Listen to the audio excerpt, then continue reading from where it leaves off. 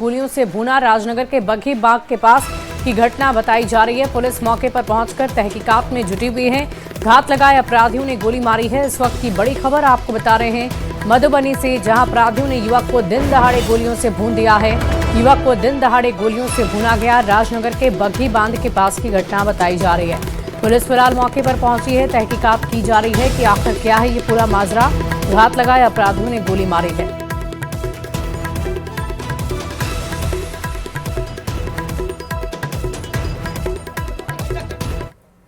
पूर्णिया से निर्दलीय सांसद पप्पू यादव की जमानत याचिका पर आज पटना के विशेष एमपी एमएलए कोर्ट सुनवाई करेगी। 31 साल पुराने इस मामले में आज सुनवाई होनी है, जिसमें पप्पू यादव को गिरफ्तार किया गया था। बेऊर जेल से उन्हें कड़ी सुरक्षा के बीच कोर्ट लाया गया। 2 बजे केस की सुनवाई होगी। उसके बाद पता चल पाएगा कि पप्पू यादव को बेल मिली या नहीं। सिविल कोर्ट से और अधिक जानकारी दे रहे हैं न्यूज 18 संवाददाता धर्मेंद्र।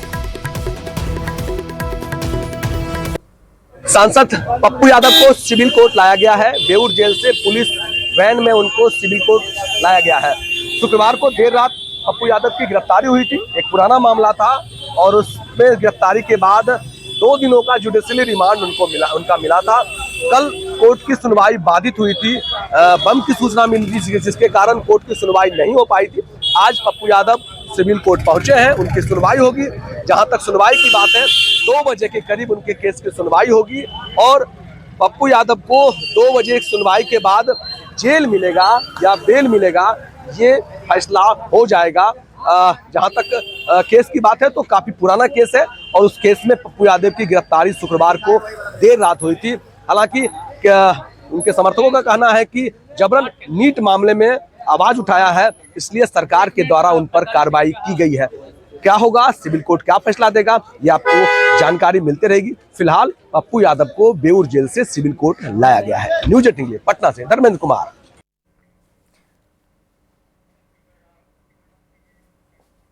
बढ़ते आगे, पूर्व सेना प्रमुख नरवणे की अप्रकाशित किताब पर बवाल बेहिसाब है। राहुल गांधी पर जिस किताब पर संसद में चर्चा चाहते थे, वो किताब आखिर लीक कैसे हुई? छपने से पहले वो किताब सोशल मीडिया पर कैसे पहुंच गई? अब इसकी जांच कराई जाएगी। इस मामले में एफआईआर दर्ज कर ली गई है। इस रिपोर्ट को आप देखिए और खबर समझिए।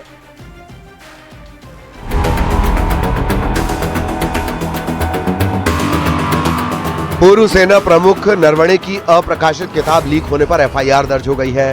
दिल्ली पुलिस ने अलग अलग ऑनलाइन सोशल मीडिया प्लेटफॉर्म पर मिली जानकारी का संज्ञान लिया, जिसमें दावा किया गया कि 4 स्टार्स ऑफ डेस्टिनी नाम की किताब की एक प्री प्रिंट कॉपी सर्कुलेट की जा रही है।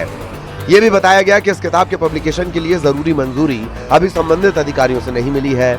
जांच में पता चला है कि उसी टाइटल वाली एक टाइप सेट किताब की पीडीएफ कॉपी कुछ वेबसाइट्स पर उपलब्ध है और कुछ ऑनलाइन मार्केटिंग प्लेटफॉर्म ने तैयार किताब का कवर भी दिखाया है, जैसे कि किताब खरीदने के लिए उपलब्ध हो। इस उल्लंघन की पूरी जांच करने के लिए स्पेशल सेल में मामला दर्ज किया गया है।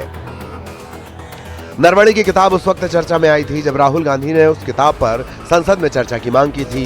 हालांकि अप्रकाशित किताब पर चर्चा की अनुमति नहीं दी गई। इसके बाद राहुल गांधी संसद में किताब की प्रति लिए नजर आए थे।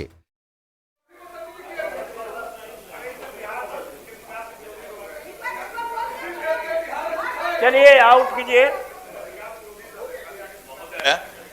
हाँ चलिए। महोदय, जिस तरह का इस संविधान के मंदिर में, उच्च सदन में अभी जो घटना घटी, और मैं माननीय मंत्री श्री अशोक चौधरी जी के बगल में बैठा हुआ था, जिस तरह से विपक्ष के एक सदस्य ने आकर इनको गाली गलौज किया, एक हमारे दलित समाज के मंत्री हैं, और इन्होंने सिर्फ इतना कहा कि माननीय सभापति महोदय जब एक नियमन देने हैं तो आप उस आदेश को मानिए। लेकिन उन्होंने आकर के, मैं अपने कान से सुना, जिस तरह का गाली गलौज किया, इनके साथ में गंदे शब्द का उपयोग किया एक दलित समाज के मंत्री के साथ। बहुत ही गंदा गंदा शब्द वो बोल रहे थे, मैं सुन रहा था। और इस तरह वो आवेश में आकर के और इस तरह का गंदे शब्द का उपयोग करें, जिसको मैं माइक पर बोल नहीं सकता हूं। आखिर इस संविधान के मंदिर का जिस तरह से विपक्ष ने आज धज्जी उड़ाया है, तो इसके लिए उनको क्षमा मांगना चाहिए। आकर के जब भी सदन में आए तो बिना क्षमा के उनको अंदर नहीं घुसने दिया जाए, क्योंकि इस तरह अगर वहां से आकर के उनका उधर बैठने का जगह है। क्वेश्चन आवर चलने देना चाहिए। तो बैठने के जगह से यहां आकर के गाली बकना, वो आए हैं, ये नहीं गए हैं। मैंने लिया है, पूरा सदन देख रहा है कसक चौधरी जी अंदर से निकल के उधर नहीं गए हैं, वो लोग इधर आकर के गाली गलौज किए। ये तो अनर्थ है। इस तरह का माहौल आखिर क्या बनाना चाहते हैं, क्या दिखाना चाहती है विपक्ष? तो इसको महोदय संज्ञान में लिया जाए। सिर्फ बाहर निकालने से नहीं होगा। जिसने सदन के अंदर गाली गलौज किया है, अपने सीट से उठ करके और मंत्री के तरफ आ करके गाली गलौज किया है, वीडियो फुटेज मंगा लिया जाए और इसको निश्चित रूप से इस पर कार्रवाई किया जाए। धन्यवाद। सभापति महोदय, माननीय सभापति महोदय, इन्होंने माननीय मंत्री जी ने जो बातें कही हैं हम लोग उसको सपोर्ट करते हैं, लेकिन मैं एक बात इसमें बढ़ाना चाहता हूं कि अगर आपके होते हुए और सदन की नियमावली होते हुए इस तरह की बदतमीजी अगर होगी तो ऐसे लोगों के खिलाफ कार्रवाई होनी चाहिए। सिर्फ क्षमा से काम नहीं चलेगा। ये पूरे सदन की गरिमा और बिहार की गरिमा का सवाल है। बदतमीजी शब्द कहना ठीक नहीं है, बहुत ही अशोभनीय जो मैं इसको वापस लेता हूं। जो उन्होंने हरकतें की है उसके लिए उनको कार्रवाई होनी चाहिए। उनके ऊपर सिर्फ क्षमा से उससे काम नहीं चलेगा। और हम पूरा हाउस, ठीक है, हो गया, आ गया, बात आ गई। शराब साहब और शरीफ साहब दोनों हैं। उसको लिया गया है और सुप्रीम कोर्ट का जो आया है, आदेश आया है, उसको भी ध्यान में रखकर निर्णय लिया जाएगा। सभापति महोदय, मैं 3 बात आपके संज्ञान में लाना चाहता हूं। पहली बात यह है कि घंटी बजने के पहले विपक्ष के सदस्य आकर बैठ गए तो ये नियमानुकूल नहीं है, ये ट्रेसपास है। इस पर एक विचार करना चाहेंगे। दूसरी बात, आपने पिछले दिन एक नियमन दिया था कि ना पक्ष के जनाब शोएब साहब को 3 दिन तक नहीं बोलना है, तो वो 3 दिन की अवधि बीतने के पहले ही वो बोले, गलत बोले, बिना परमिशन के उठ के बोले, वो भी मैं आपके संज्ञान में देना चाहता हूं। और तीसरी बात है, विपक्ष के सदस्यों ने आज आसन का अपमान किया है, निरादर किया है। आपके नियमन देने के बाद भी उनकी जो बातें हुई है, जिस तरह से उन्होंने प्रदर्शित किया है, ये इस पर भी समीक्षा होनी चाहिए। बहुत बहुत धन्यवाद। तब क्वेश्चन चले ना। अब्दुल वाली सिद्दीकी साहब नहीं है, डॉक्टर अजय कुमार सिंह नहीं है, हैं? ये टाइम बीत गया।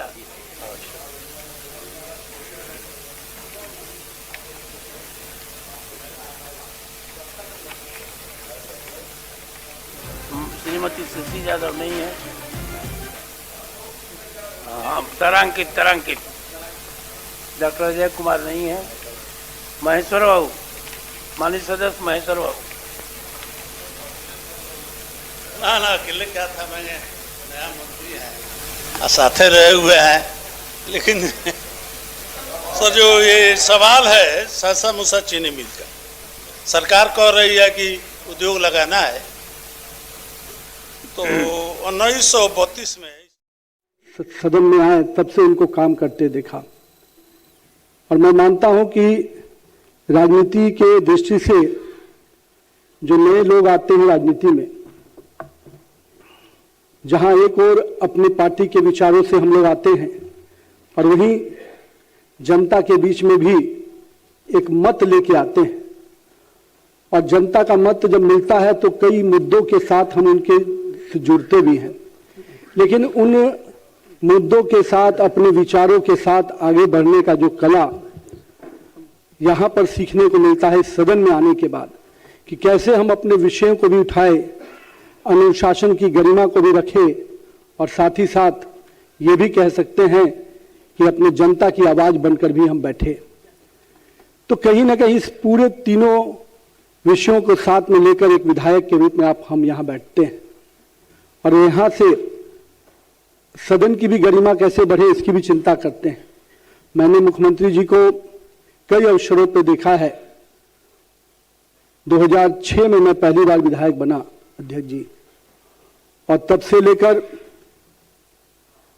मुख्यमंत्री जी ने किस प्रकार से पूरे बिहार की छवि को, अभी चर्चा विजय चौधरी जी जिस शब्दों का कर रहे थे, हम लोग भी बिहार से बाहर जाकर पढ़े हैं, और उस पढ़ाई लिखाई करने के दौरान किस प्रकार के शब्दों का प्रयोग बिहार के लिए किया जाता था 2005 के पहले का कालखंड, मैं इस सदन में सत्ता और विपक्ष के रूप में नहीं है कि उस छात्र के रूप में बता रहा हूं जो हम लोग भी पढ़ते थे तो जब, और उस पूरे बिहार की उस छवि को उस समय से लेकर और आज जब हम 2026 में खड़े हैं तो कहीं ना कहीं लगता है कि अपना बिहार आज देश में भी अगर सम्मान पा रहा है तो कहीं ना कहीं हम लोगों ने पिछले 20 वर्षों में जो बिहार की छवि बदली है उसका एक बहुत बड़ा कारण है। माननीय प्रधानमंत्री जी ने मुझ पर भरोसा किया, पार्टी के काम करने के उन्होंने सिस्टम को हमेशा सम्मान दिया है और मैं ये मानता हूं कि इस सदन में कई ऐसे हमारे पूर्व के वरिष्ठ नेता रहे हैं जिन्होंने बिहार को कई गरिमामय समय दिया, लेकिन कुछ लोग जो अभी साक्षात रूप से हमारे सामने हैं, जो नेतृत्व हमारे सामने हैं, जिनसे हमें प्रेरणा लेनी चाहिए। मैं कह सकता हूं कि देश के प्रधानमंत्री जी ने जहां सेवा के भाव से काम किया, वहीं माननीय मुख्यमंत्री जी ने सुशासन की प्रक्रिया को पूरी तरह से सरकार में रहते हुए कैसे हम ट्रांसपेरेंट सरकार दे पाए, ये छवि कैसे बने, उस परिस्थिति में जब बिहार निकल कर आया था और आज जिस परिस्थिति में हम बैठे हैं, मुझे लगता है यहाँ पर बैठे हुए सभी सदस्यों के लिए ये अपने आप में एक ऐसा नेतृत्व है जिससे हम सबको प्रेरणा लेने की हमेशा जरूरत रहेगी। ये सदन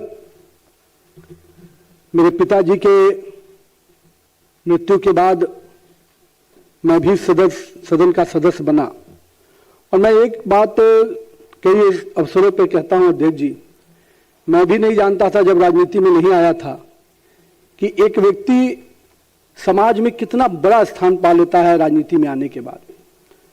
जो भाव से जनता उसको देखती है, मैंने अपने पिताजी के जीवन को उसमें देखा कि लोग मेरे हाथों को पकड़ के मिलते थे, रोने लगते थे, तो मुझे लगता था कि मेरे पिताजी हैं, सामने वाला व्यक्ति क्यों इतना भावनात्मक हो रहा है। मैं नहीं जानता था कि उसकी भावना किस प्रकार से जुड़ी है, लेकिन मुझे लगा कि मैंने पिछले 20 वर्षों में हमेशा ये ध्यान रखा कि मेरे पिताजी की छवि के हिसाब से मैं हमेशा अपने आप को आगे लेके चलूं। और मुझे लगता है कि हमारे आज के सभी जनप्रतिनिधियों को ये बहुत आवश्यकता है हम सबके लिए कि हम जनता के साथ किस प्रकार से उस लगाव के साथ जुड़े, उस भावना के साथ जुड़े, ताकि जब हम नहीं भी रहे, हम जब हमारे काम की बातें हों उस समय भी हमारे प्रति उनकी वही भावना रहे, तो नहीं हमारी राजनीति में एक सही रूप से सफलता तब मिलेगी जब हमारे नहीं रहने पर भी लोग उस रूप से हमें याद करेंगे। साथ ही साथ सदन की हर छोटी बड़ी घटनाओं का से मैंने भी बहुत कुछ सीखा है।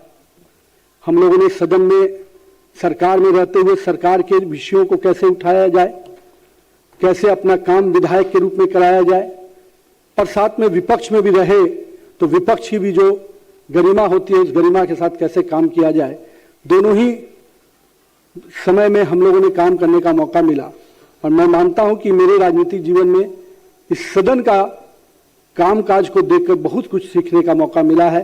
तो ये अपने आप में एक ऐसा स्थान है जहां देश में, विश्व में लोकतंत्र का इतिहास कहते हैं कि व्यवसायी इतिहास में लोकतंत्र की जननी कहा जाता है बिहार, और उस लोकतंत्र की जननी में इस विधानसभा का बहुत बड़ा हमेशा योगदान रहा है और रहेगा। और हम सब कोई आज के अपने सभी सदस्यों का आभार भी व्यक्त करते हैं और अध्यक्ष जी इतना विश्वास दिलाते हैं आप सबको कि एक विधायक के रूप में जो भूमिका, हम मंत्री के रूप में जो मौका पार्टी और माननीय मुख्यमंत्री ने दिया है, अब पार्टी ने भूमिका जरूर बदली है, पर विधायक के रूप में मैं अगर यहाँ हूँ तो निश्चित रूप से यहाँ के राज्य के विकास में जो भी मेरी भूमिका हो पाएगी, दोनों ही हमारे एनडीए दलों के लोग जो भी मुझसे उम्मीद करेंगे, मैं निश्चित रूप से बिहार के विकास में माननीय प्रधानमंत्री जी ने जो सपना देखा है 2047 के विकसित भारत का, और माननीय मुख्यमंत्री जी जिस दिशा में बिहार को निरंतर आगे लेकर आगे बढ़ रहे हैं, हम लोग भी उस भूमिका में उन दोनों के नेतृत्व में पूरी ताकत से बिहार को विकास में पथ पे और तेजी से आगे लेने में पूरी अपनी योगदान देंगे। साथ ही साथ मैं अपने सभी साथियों से आग्रह करूंगा कि आप सब मिलकर, हम बिहार की वो टीम है सत्ता और विपक्ष में कोई भी लोग बैठे, पर बिहार की छवि अगर बड़ी होती है तो उसका सम्मान सबको मिलता है। आज मैं जब देश के में दूसरे राज्यों में जाता हूं, लोग बहुत हमें उस रूप में नहीं जानते, लेकिन बिहार के नाम पर जब लोग मिलने आते हैं और जिस भाव से मिलने आते हैं, वो लगता है कि आज बिहार के लोगों को एक जुड़ाव का एक केंद्र मिल गया है। तो मैं पूरा प्रयास करूंगा कि जो सम्मान आपने दिया है, जो सम्मान पार्टी ने दिया है, उससे बिहार में देश भर में रह रहे सभी बिहार के लोगों को मैं जोड़कर निश्चित रूप से बिहार एक गर्व का विषय बने, बिहार एक सम्मान का विषय बने और हम अपने पुराने गौरवशाली इतिहास को पुनः वापस लाने की दिशा में जिस प्रकार से माननीय मुख्यमंत्री जी के नेतृत्व में हम लोग काम कर रहे हैं, निश्चित रूप से 2047 में भारत विकसित होगा, बिहार विकसित होगा और बिहार अपना पुराना गौरव भी वापस लेके आएगा। बहुत बहुत धन्यवाद। माननीय सदस्यगण, अब शून्यकाल लिए जाएंगे,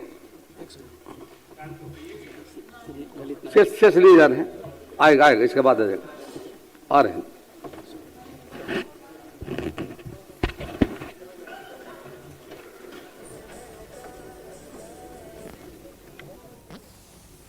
और देखिए, बीजेपी अध्यक्ष नितिन नवीन का आज स्वागत हुआ है और ये तस्वीरें विधान परिषद से आपको दिखा रहे थे। नई सरकार में पहली बार सदन में नितिन नवीन प्रवेश किए हैं, जिसकी तस्वीरें आपने देखी। भव्यता के साथ उनका स्वागत किया गया है और ये खूबसूरत तस्वीर सामने आई है जहां वो सभी का अभिनंदन करते नजर आ रहे हैं। और इन तस्वीरों के जरिए आप देख पा रहे होंगे सदन की कार्यवाही में सभी नेता शामिल हुए। देखिए, T20